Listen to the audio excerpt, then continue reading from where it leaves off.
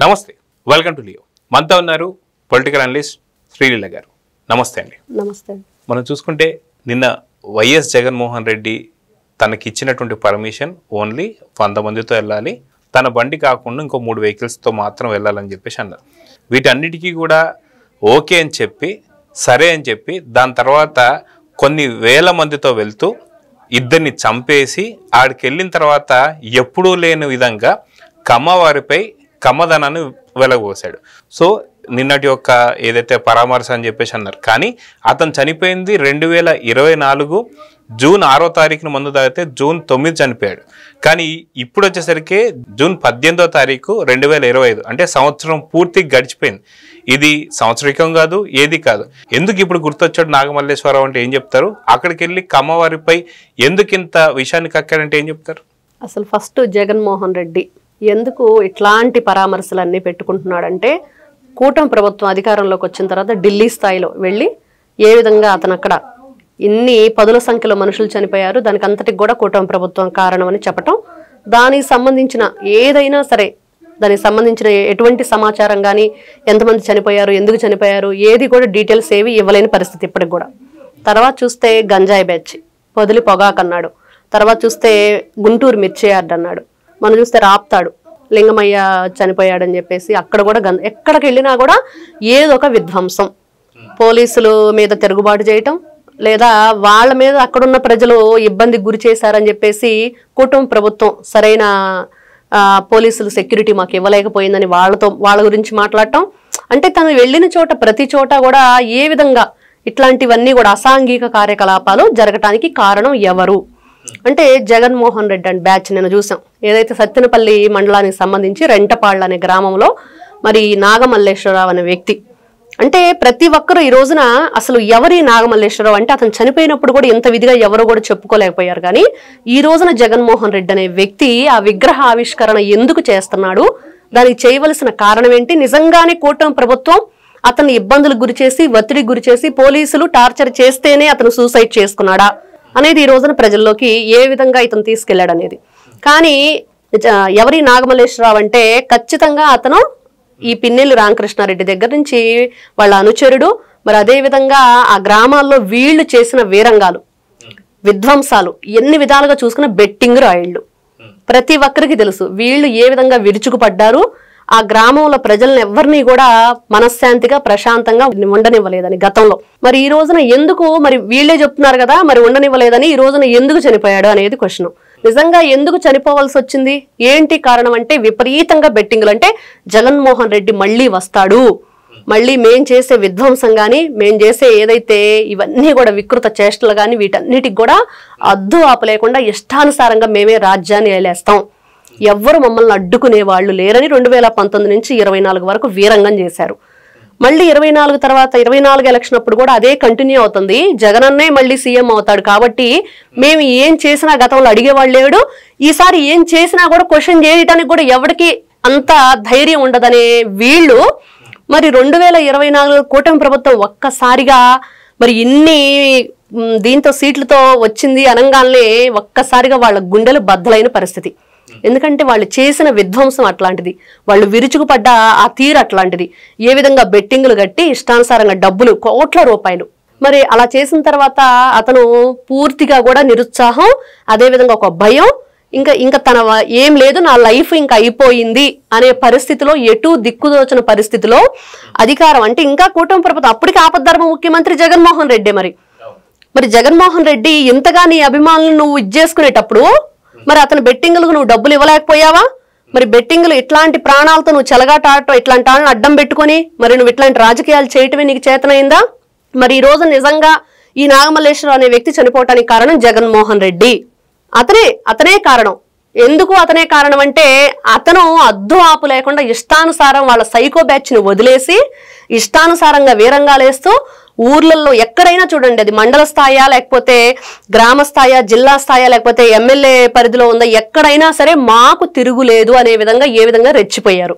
అయితే ఇక్కడ మనం చూసుకుంటే వైఎస్ జగన్మోహన్ రెడ్డి ఏదైతే ఎన్నికలు అయిపోయిన తర్వాత, ఎప్పుడైతే 2024 ఎన్నికలు అయిపోయిన తర్వాత వెళ్తూ ఐపాక్ టీం కూడా వాళ్ళకి భరోసా జగన్ ఇస్తున్నాడు. యాక్చువల్గా చెప్పాలంటే ఐపాక్ టీం జగన్కి భరోసా ఇవ్వాలి.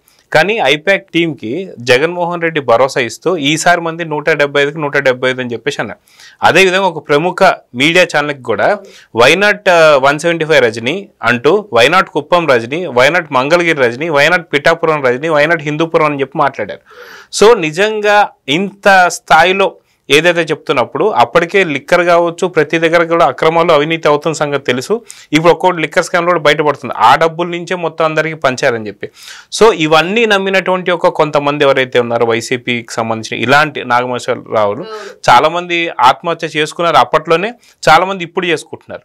సో ఇలాంటి బాధితులు ఇప్పుడు అందరూ కూడా నెమరు వేసుకుంటున్నారు. నిజంగా ఆ రోజు మనం ఇబ్బంది పడింది జగన్ వల్లే అని చెప్పేసి. సో నిజంగా ఇలాంటి నాగమల్లేశ్వరరావు ఎంతమంది ఉన్నారంటే ఏం చెప్తారు? బోలెడంతమంది. ఈ రోజున లిక్కర్ స్కామ్ లో జగన్మోహన్ రెడ్డికి సంబంధించి ఎంతమంది నాయకులు వస్తున్నారో అంతకి 2-3 మంది కార్యకర్తలు ఉన్నారు. ఇదే విధంగా బెట్టింగ్లు కట్టడం, ఇష్టానుసారంగా గ్రామ స్థాయిలో వాళ్ళు రెచ్చిపోవటం, మరి ఈ విధంగా ప్రాణాలు తీసుకోవటం. మరి ఇతను ఏ విధంగా ప్రాణాలు కోల్పోయాడు, మరి ఇన్ని సంవత్సరం తర్వాత ఎందుకు జగన్మోహన్ రెడ్డికి సడన్ గా అతని మీద ప్రేమ పుట్టుకొచ్చింది? మరి వాళ్ళ ఫ్యామిలీని ఏదన్నా ఆదుకున్నట్టుగా ఈ సంవత్సర కాలంలో వాళ్ళు మంచి చెడ్డ చూస్తున్నట్లు గానీ, ఏదైనా వాళ్ళకి నేను ఉన్నానని భరోసా కల్పించడంలో కానీ ఎక్కడైనా జగన్మోహన్ రెడ్డి ఎప్పుడైనా మనం విన్నామా చూసామంటే ఎక్కడా లేదు. కేవలం పరామర్శకు వచ్చానన్న మాటే గాని అక్కడ వాళ్ళకి ఇచ్చిన హామీ ఏంటి, అది నెరవేర్చాడా, మరి దానికి సంబంధించిన ఏదైనా వాళ్ళకి నగదు అందజేశాడంటే ఎప్పుడు మనం అట్లాంటి ఫీడ్బ్యాక్ ఎక్కడా కూడా వినింది లేదు ఆయన చరిత్రలో.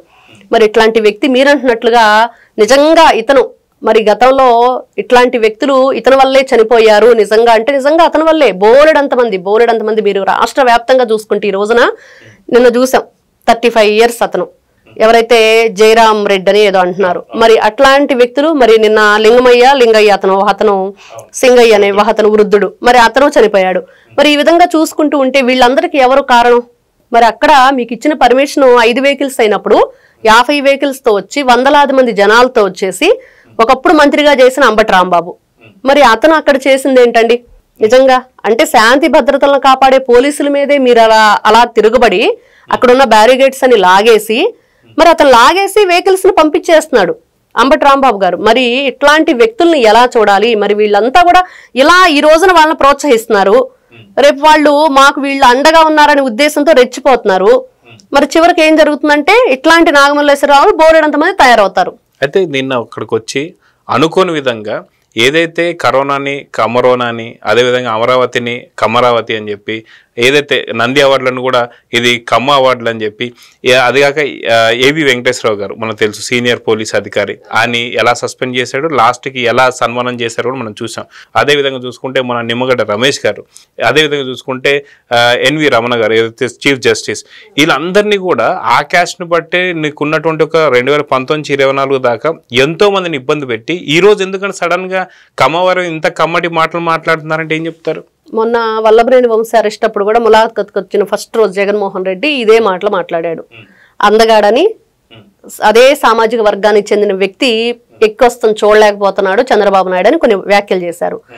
మరి ఇక్కడ జగన్మోహన్ రెడ్డి గతంలో అదే కమ్మవారు మరి అంటే నారా చంద్రబాబు నాయుడు గారు కమ్మ వాళ్ళను మాత్రమే ప్రోత్సహిస్తారు, వాళ్ళకి లబ్ధి చేకూరే విధంగానే పనులు చేస్తున్నారు. ఆయనతో ఎవరున్నా కూడా ఆఫీసర్ దగ్గర నుంచి మీరు అన్నట్లుగా జడ్జీలు కానివ్వండి లేకపోతే పోలీస్ ఆఫీసర్ అందరినీ కూడా కమ్మ వాళ్ళని నియమించుకుంటారని. మరి ఈ రోజున అదే కమ్మ వాళ్ళ మీద ఎందుకు విషయం చెబుతున్నారు చంద్రబాబు నాయుడు గారు అంటే సమాధానం చెప్తాడు జగన్మోహన్ రెడ్డి. ఆయన మాటలే కదా ఒప్పుకుందాం, నిజమే కమ్మ వాళ్ళని పెట్టి పోషించారు జగన్మోహన్ రెడ్డి అన్న మాటలు నిజం, ప్రజలు నమ్మి మరి నిజంగానే చంద్రబాబు నాయుడు గారు ఇట్లాంటి కమ్మ వాళ్ళని వెనకేసుకొని వస్తున్నారని చెప్పేసి ఆ రోజు 2019లో జగన్మోహన్ రెడ్డికి పట్టం కట్టారు.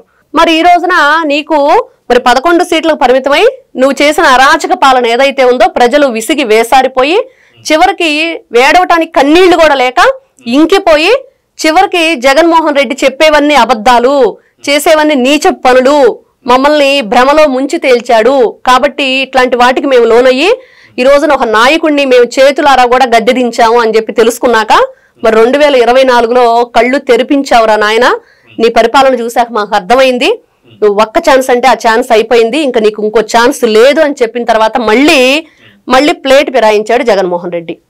అంటే ఏదైనా మాట్లాడతాడు. ఇంత అరాచకం చేసేవాడికి మాటలే ఉందండి. ఈ రోజున సొంత చెల్లెలి ఫోన్ ట్యాప్ చేసిన వ్యక్తి మరి కన్నా తల్లిని చెల్లిని బయటకు నెట్టేసి పినతల్లి తాళిబొట్లు నిర్దాక్షిణంగా దించేసి నిన్న వాళ్ళు పెట్టిన ప్లకార్డు ఇక్కడ ముఖ్యంగా ఒకటి చెప్పుకోవాల్సిన, నిన్నటి నుంచి ఈ ప్లకార్డు గురించి మనం మాట్లాడుకుంటున్నాం. ఏం జరిగిందంటే రప్ప రప్ప రప్ప నరికేస్తామని. ఈ దీన్ని బట్టి ప్రజలు తెలుసుకోవాల్సింది ఏంటంటే, ఖచ్చితంగా 2029 జగన్మోహన్ రెడ్డిని అధికారంలో తెచ్చుకుంటే ప్రజలందరినీ కూడా నరికేస్తాడు. అంటే ఆస్తి రాయించుకుంటే మనం చూసాం, ల్యాండ్ టైటిలింగ్ యాక్ట్ తెచ్చాడు. ఈసారి డైరెక్ట్ గా మెడ మీద కత్తి పెట్టేసి రాయించుకుంటాడు. ఇంకా ఏ యాక్ట్లు ఉండవు, ఇంకా అవతల వాళ్ళు రియాక్ట్ కూడా ఏది ఉండదు. డైరెక్ట్ గా మిమ్మల్ని పంపించేస్తాను, బాబాయిని పంపించినట్లు చచ్చినట్టు ఆస్తి పెడతారా పెట్టరా, ఇదే జరిగిద్ది. దీనికి రెడీగా ఉండండి అని చెప్పి ఆ ప్లకార్డు మనకి చూపిస్తుంది. అదే నిన్న మనం చూసుకుంటే ఒక కుట్ర తనకై తానే బయట పెట్టుకున్నట్టు కనిపిస్తున్నాడు వైఎస్ జగన్.